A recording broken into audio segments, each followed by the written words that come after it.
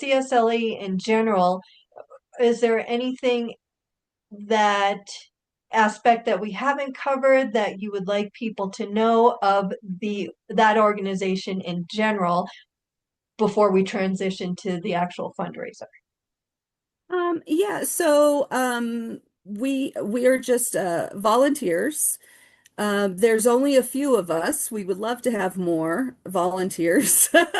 So I there's myself as director and founder, and then I also have a vice president, and then I have two others that help. But other than that, that's it. And like I said, we're all volunteers. And we're always looking for more people to be on our board. You can't run a nonprofit without a board. Right, right.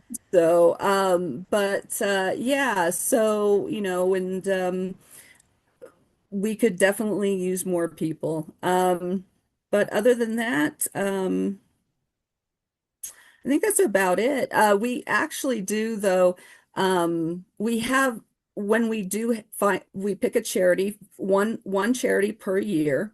Okay. And we have tried this year, we did try to have a couple extra little events, like we did painting with a twist, Right. and we ran that. And so our charity will get a percentage of that. And then we also went to Bubba's and did Bubba's, and Bubba's 33, and then they get a percentage of that too. So instead of us kind of trying to run it when we were trying to do our big event, we did a couple other little things that we could run through someone else so we could get a profit through that. So when you do it through someone else, they are the ones who are collecting the money and then they give you a percentage and then you take that percentage or a percentage of that percentage and it goes to the charity that you pick. Correct, correct. Yes, So yeah. is it the same when you're doing these smaller ones throughout the year, whenever they happen? Because I know your biggest one is in December. Right. And when you have the smaller ones, did you still keep the same nonprofit for the entire year regardless of the event? We do. Okay. Yes. Yeah. Yeah. I just felt like it was a little bit better. It was just easier to keep one nonprofit for the whole year. And then that way, at the end of the year, we can give them one lump check and they get the whole Okay. thing. Yep. Okay. Hmm. So when you do the smaller events, you just keep it in a kitty until the end of the year and then you give them a bigger check. Right. Okay. Right. Exactly. Yeah. That makes sense. Yeah. Great. So you, instead of doing just one a year, you have the smaller ones and therefore you are open and willing to take volunteers if this is what is calling them. Is that correct? Yes. Oh, of Okay. course. Yes. Yeah, definitely. Hmm. I mean, you have the big event in December, which we'll talk about.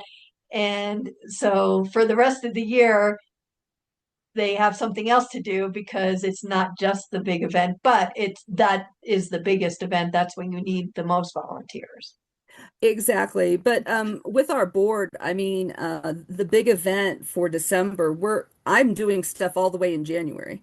Right, right. So yeah, yeah. So and currently I'm the one doing everything. So having volunteers to help would be amazing. Right, So yeah, yeah. So and the more volunteers we get, the more things we can do throughout the year. We could do correct, something else in September or in the summer. correct. So, I mean, that would be amazing. I have vendors who are looking to do things in the summer too. Okay. So, So yeah, the more it's just people to volunteers. help, the more opportunities you can create. And Absolutely. it's not just falling on you. So just out of curiosity, for public charity and any nonprofit, you are required to have a board. Is there a, a certain number of people that are required to be on it, or is it not? You should have Okay. at least three, if not four or more.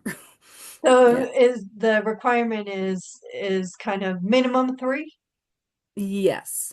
Okay. And you would like not to have to designate your dog as one of them if you can get more people. Dog and cat. Yeah. Yeah, there you go. If you got to fill the seat, you got to fill the seat. However, anybody who Right. wants to volunteer, please come. Right. Exactly. We got to do what we got to do. Here comes the parrot, but at least it contributes. All right.